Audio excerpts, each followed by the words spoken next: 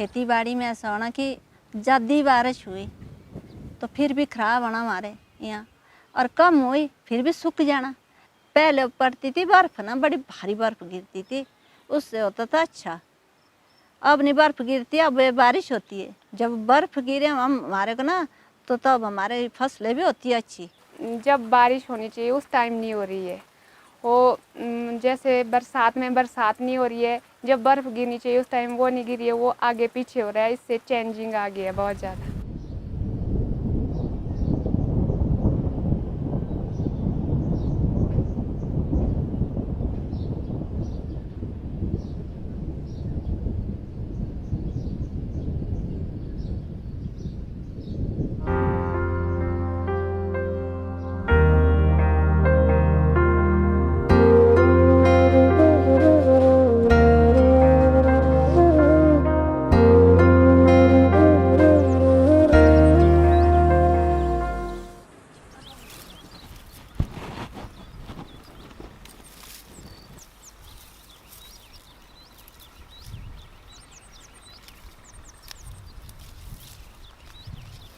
तो जैसे एक कच्चा अनाज होता है, अब गोभी हम लगाते हैं, इसके लिए भी ज़्यादा बारिश भी ख़राब होती है और ज़्यादा नीमड़ भी ख़राब होता है। मटर के लिए मटर बीजने और मटर के लिए भी ऐसा होता है। मक्की के लिए भी हमारे ऐसा होता है। मक्की बीजनी तो उस टाइम जिस टाइम मक्की के वो बच्चे आते हैं ना, उस टाइम बारिश आती है और ओले आएंगे, हवा लगेगी और सारी थले पड़ जाती है। कट्ठू, बरेसा, बित्थू, बरेसा बोलते उगड़ को, ऐसे बीजते थे पहले।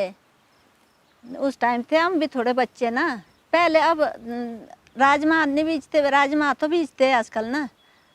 मक्की भी बीजते कम कम। आलू की खेती भी कर दी ख़त्म, और वो छींटे वाले मटर भी कर दिए ख़त्म, वो भी नहीं लगते हैं। और वो ब्रेड सब नहीं बीजते हैं। कट्ठू होता है एक, वो सब्जी के लिए भी होता है, और सब्जी होती है उसकी हरे की ना, जब दाने लगते हैं, और वो खाने के लिए भी होता है, वो भी ख़त्म कर दिया। बित्थू भी नहीं बीजते हैं, ब्रेसा भी नहीं बीजते हैं, कावनी वगैरह वो तो लगाते ही नहीं। तो इस तरह से तो काफ़ी बदलाव हो गया, कुछ नहीं रहा, पिछला तो कुछ नहीं रहा। अब तो नए सिरे से नई फसलें चली है। जैसे बच्चों के लिए दूध कैसे ज़रूरी है, छोटे बच्चों को दूध नहीं देते, उसी प्रकार बच्चों के लिए पोषक तत्व की भी ज़रूरत होती है। इस करके जो हमारे पुराने अनाज हैं, जैसे कोदरा हो गया, बिथू हो गया, ये हमें बच्चों को खिलाना ज़रूरी चाहिए। जैसे कि अगर ये चीज़ खा ले तो इन्हें पता चलेगा, इनके बारे में जानकारी होगी और इनको इससे पोषक तत्व भी मिलेंगे। अगर हमें ये उगाएंगे नहीं तो ये पता कैसे चलेगा।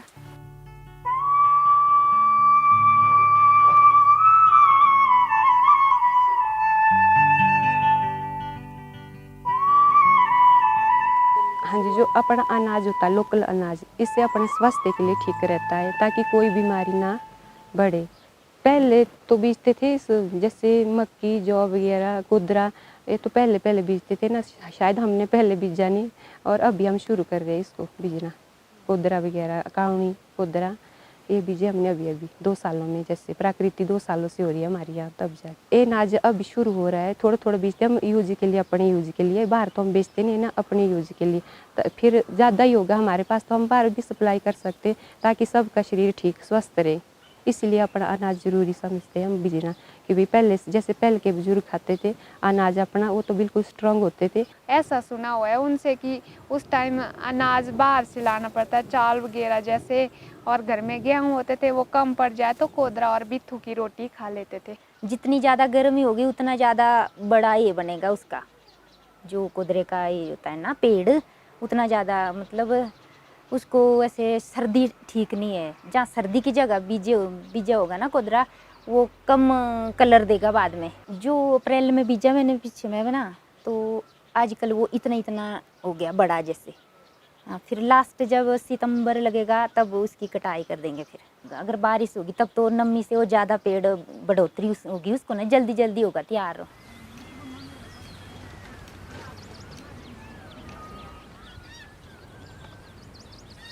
पुराना अनाज मतलब ऐसा है कि जैसे जौ बीज दिए वो 6 महीने के बाद आएंगे, यही प्रॉब्लम है ना। जो ये सब्जी वगैरह ये 2-3 महीने में पैसे देती है, उसी तरह से हुआ बंद। बाकी ऐसा कुछ नहीं है कि कोई बीजना नहीं चाहता, पैसे आ रहे हैं तभी ये सब्जी वगैरह उगा रहे हैं, इस तरह से छोड़ रहे हैं। बाकी नुकसान कुछ भी नहीं था पुराने अनाजों में, जैसे वो अच्छे थे, लाभदायक ही थे, यही फ़र्क है। बाकी कोई ये नहीं है कि कठिनाई हो सकती है पुराने अनाजों में, बिल्कुल भी नहीं, बड़ी आसानी से सब इसको कर सकते हैं।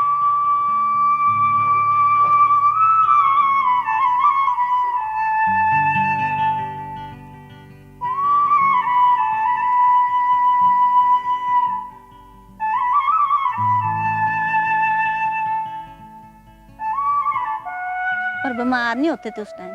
क्यों नहीं होते थे? क्योंकि वो अनाज हमारा अपनी खेती का होता था, उसमें हम गाय का मैल डालना और भेड़ों का होना मैल, देख खाद नहीं हम डालते थे।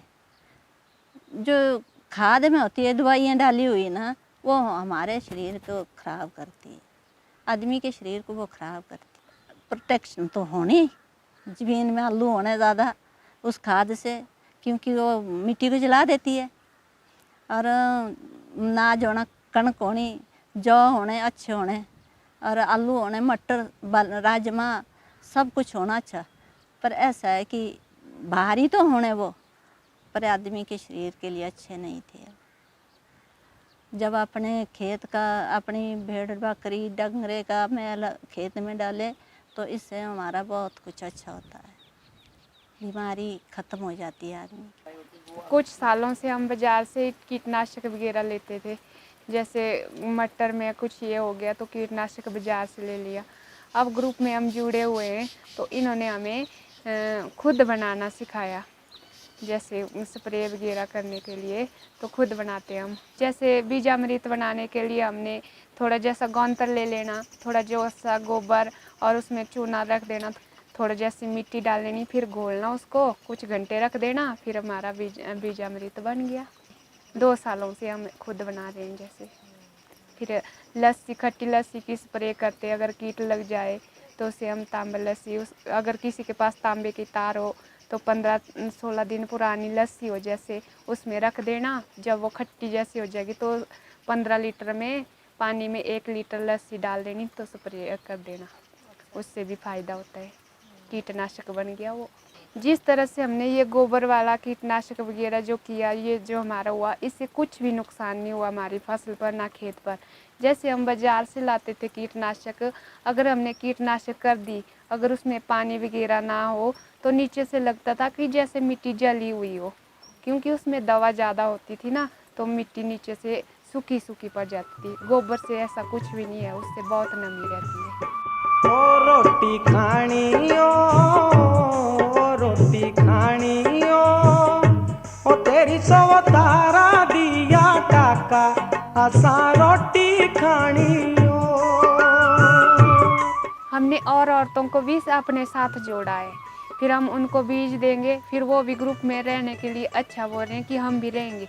और एक ग्रुप था हमारा 9 लेडीज़ का इधर ना, तो अब दूसरा बन गया, 11 लेडीज़ और इकट्ठा हो गई, फिर हम बीज बांट देते एक दूसरे को, फिर वो भी हमारे साथ ऐसा काम करने लग गई है।